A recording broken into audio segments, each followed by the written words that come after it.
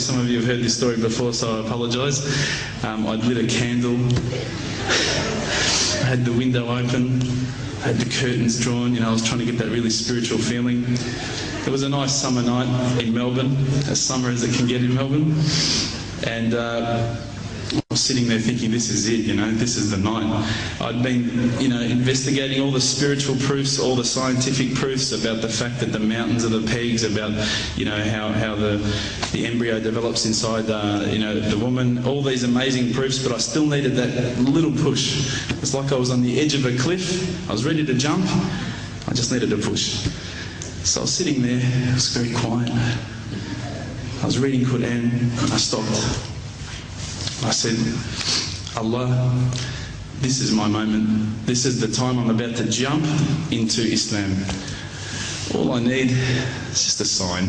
Just a little sign, nothing huge, maybe a bolt of lightning. Maybe half the house could fall down or something, just small. It's small for you, man. You created the earth, come on.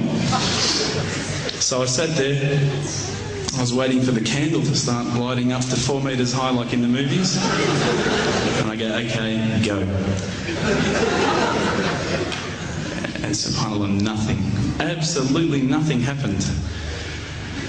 I was really disappointed, to be honest. So I sat there and I said, Allah, this is your chance. I'm here. I'm not going nowhere. I'll give you another chance. Okay, maybe you were busy.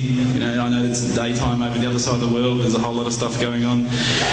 Maybe this time it could just be like a car backfiring. Something small. All right, half the house, the candle. Let's forget that. A bird could fart outside. I don't care. Just anything. So I said, okay, go. And subhanAllah, absolutely nothing happened. And I mean, I couldn't have even said, oh, that was it.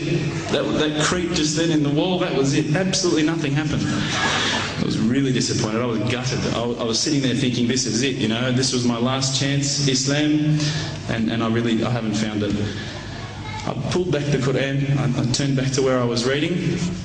SubhanAllah, the very next verse on the next page, for those of you who ask for signs, have we not shown you enough already? Look around you, look at the stars, look at the sun, look at water. These are the signs for the people of knowledge. SubhanAllah.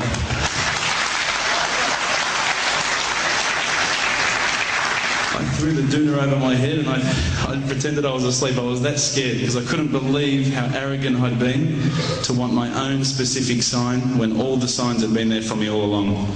The fact that we have this world, the fact that there is this creation, these are the signs for all of us. The next day I decided this is it, I'm becoming a Muslim.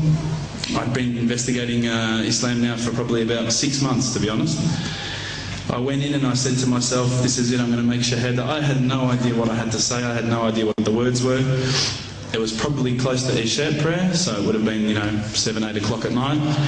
I went in and I couldn't believe it. There was about 1,000 people at the mosque.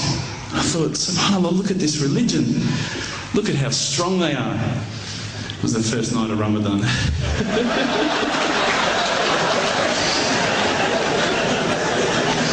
Ramadan Muslims.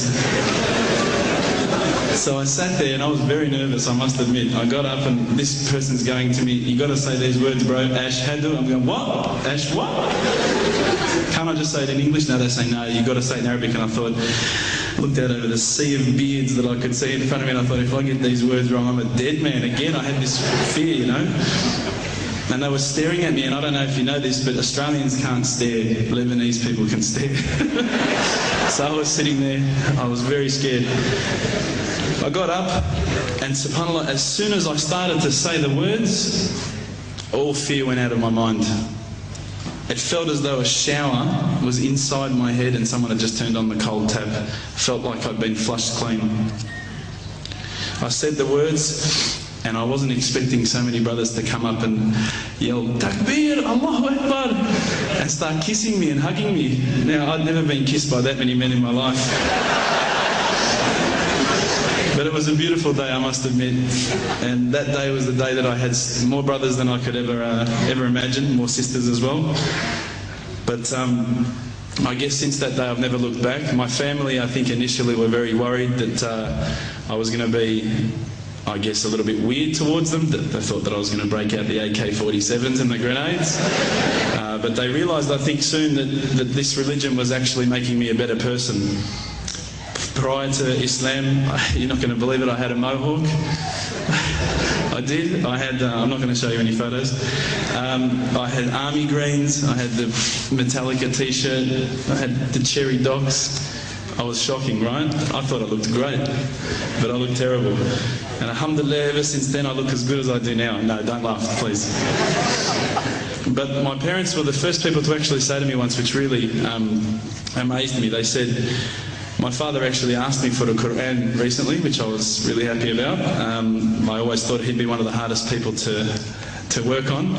But he said to me, ever since you've been a Muslim, you've been a better person. You're more reliable.